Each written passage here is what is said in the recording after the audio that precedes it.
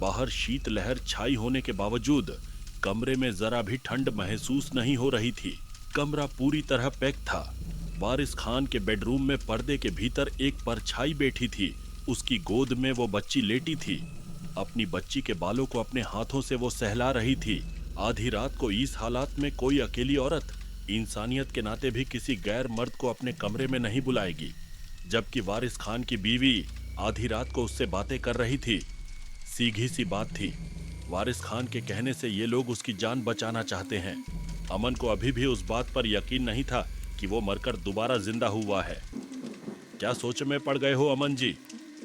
यही कि सारा माजरा मेरे भेजे में नहीं उतर रहा। ओ, अब भी समझ नहीं आया?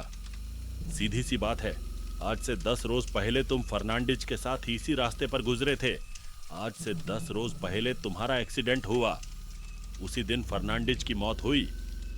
इसका मतलब आज तक फर्नांडिज प्रेतात्मा के रूप में मेरे साथ था और वही हादसा हमारे साथ रिपीट हो रहा था।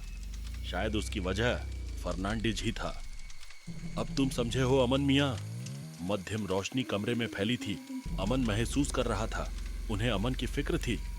ठीक है, अब आप बताओ मुझे, फर्नांडिज की मौत कैसे हुई? अमन पर्दे के भीतर बेड पर बैठी परछाई को सम्मानीय निगाहों से देख रहा था। रात जवान थी। निशाचर पक्षियों ने भारी शोर शराबे से हल्ला मचाया था। ऐसे ऐसे जानवर की आवाजें सुनाई दे रही थीं जो कभी तुम दोनों ने पहले नहीं सुनी थी। बीच रास्ते में किसी औरत को देखकर जब तुमने गाड़ी को ब्रेक लगाई तो फर्नांडिज बुरी तरह दहल उठा। फर्नांडिज का डर उसके सर पर चढ़कर बोल रहा था। तुम्हारा अचानक गाड़ी को रोक देना उसे जरा भी पसंद नहीं आया था। वो तुम पर काफी गुस्सा हो गया था। अमन गाड़ी भगा। ओ! जैसे ही वह तुम पर चिल्लाया, तभी उसने तुम्हारे चेहरे पर कुटिल मुस्कान देखी। उसकी सिट्टी पिट्टी गुम हो गई।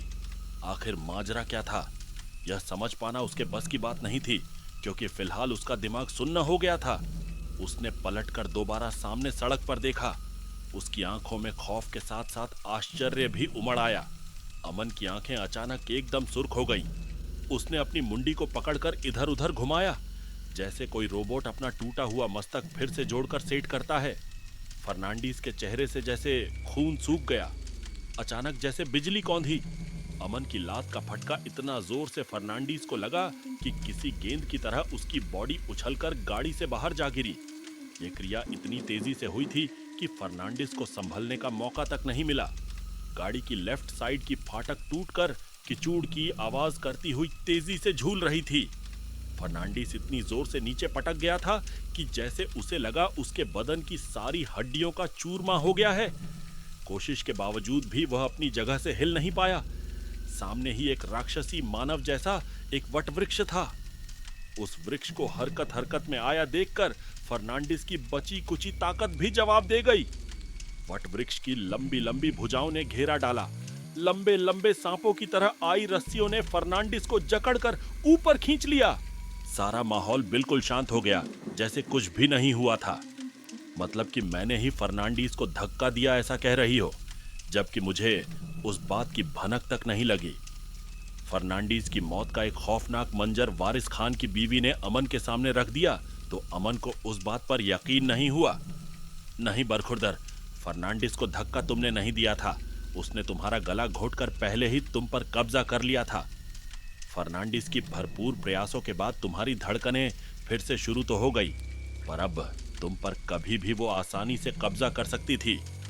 उस वक्त भी वही तुम्हारे शरीर में वो मौजूद थी। बाकी तुम्हारी लात का वार इतना जबरदस्त ना होता।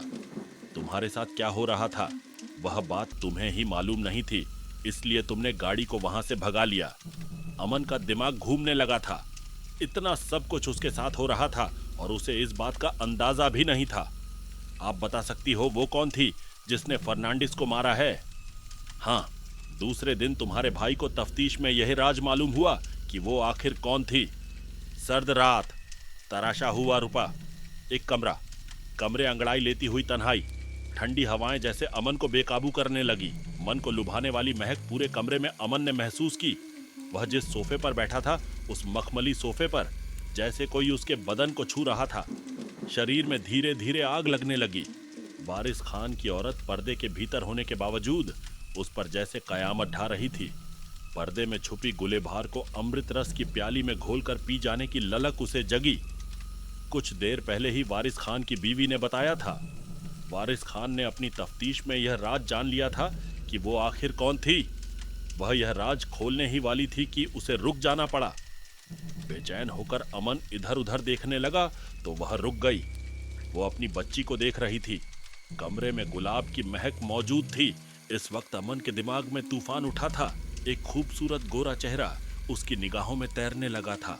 पर्दे के भीतर होने के बावजूद जैसे उसकी कयामत ढाने वाली जवानी अमन को मोहमयी निगाहों से अपनी तरफ खींच रही थी। फिलहाल अमन कुछ भी सुनने के मूड में नहीं था। वह उठा। संभल कर उसने कमनीय काया की मल्लिका के रूप को मसलने की बेताबी संजोए अपने कदम उस पाक औरत की तरफ बढ़ाए। अमन की आंखों में न जाने कहां से वहशीपन छा गया। शबाब का नशा सर पर चढ़कर बोल रहा था। अंधेरी रात में अकेली औरत को अपनी भुजाओं में जकड़ लेना एक मजबूत शरीर के मालिक के लिए बहुत कठिन कार्य नहीं था। दुबली पतली पर्दा नशीन उस औरत को इस वक्त कोई बचाने वाला नहीं था। अमन का रोया रोया उस औरत के मखमली बदन की खुशबू महसूस करने आसक्त हो गया था। उसी खुशबू से वशीभूत होकर अमन उसके इज्जत के दिनों में उसे लांछन लगाने को उतावला हो गया था। वह इस वक्त नजरें झुकाकर बैठी थी, शायद कुछ सोच में थी, मगर अमन के शरीर में दिमाग में जैसे शैतान सवार हो गया था। वह पीछे की साइड से उसे अपनी गिरफ्त में लेकर जकड़ लेना चाहता था। वारिस खान की बीवी खुद को बचा पाएगी? वो कौन थी? यह राज मालूम होने से पहले ही अमन क्यों ऐसा व्यवहार करने लगा था? क्या उसे अब किसी के भी बारे में सुनने में दिलचस्पी नहीं थी? अब कौन बचाएगा वारिस खान की बीवी को? आगे जानने के लिए सुनते रहे और अपने दोस्तों के साथ शेयर करें, कमेंट करके अपनी राय बताएं और हमारे चैनल को सब्सक्राइब करना न भूलें। धन्यवाद।